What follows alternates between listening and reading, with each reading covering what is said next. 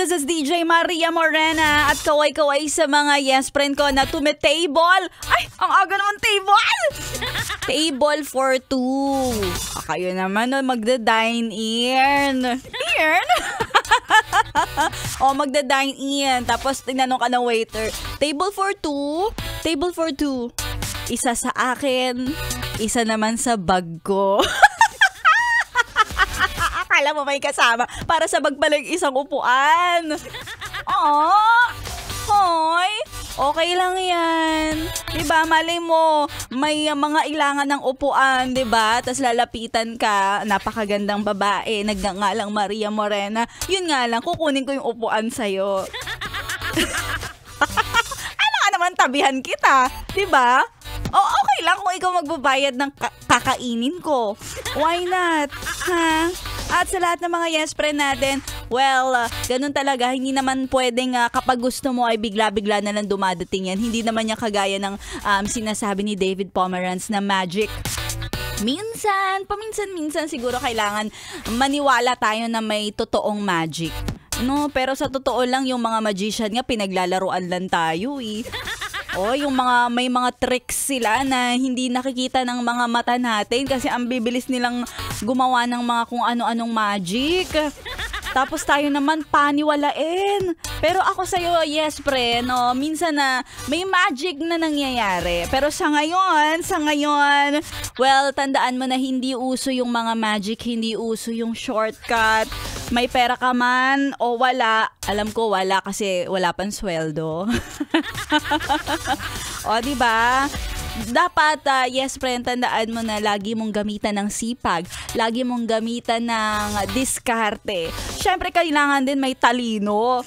Diba? Pag sama-samain mo yon, talagang magkakaroon ng magandang resulta yan. Hindi yung sasabihin nila, ay naku, minagic niya lang yung yaman niya. Paano imamagic yung yaman? Ay, nakakaloka. Pero sa mga yes friend natin, kagaya ko na nag-aabang sa sweldo. Ang tagal, kahit parang bukas na, ang bilis, dapat konting kembot na lang meron na. Pero abang ako, intay ako, inip na ako. Kailan ba ako papapasukan ng malaki? At mataba. At malaki-laking sweldo, yung matabang ilalagay sa wallet, matabang pera, ganon. Kayo naman talaga. Siyempre, kung hindi ka naman maaambunan at abang na abang ka, eto na lang ang gawin mo, ha? Total, lagi ka naman nakatutok sa 11.1 Yes FM! Yes FM!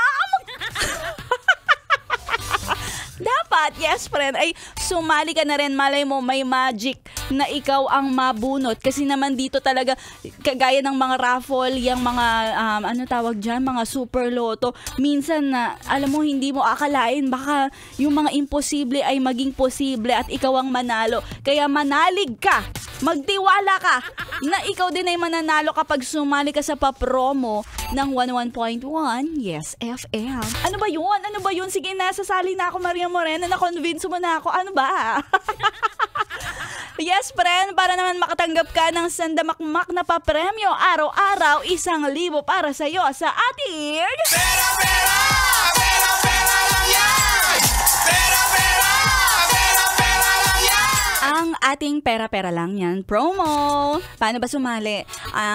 Una sa lahat, I would like to take this opportunity, na i-follow mo ang Yes FM Manila Facebook page. Yan. Kapag nandyan ka na, yes friend, hanapin mo lang, i-search mo sa FB yung pera-pera lang yan, Yes FM. At kapag nakita mo yung post, sa comment, nandun nakalagay ang listahan, magpalista ka na kasama ng mga libo-libong mga nagpalista at libo-libo na ring nanalo sa 11.1 Yes FM, pera-pera lang yan. Natitigilan ako kasi may nakasabit dun sa likuran ng ilong ko. Hindi siya kulangot. Medyo konti na lang maa-aching na ako. Yan. So, ikaw yes friend, sumali ka na, magpalista. At total, araw-araw ka naman nakikinig. Abangan mo lang na baka ikaw na ang susunod na matatawag ng DJ.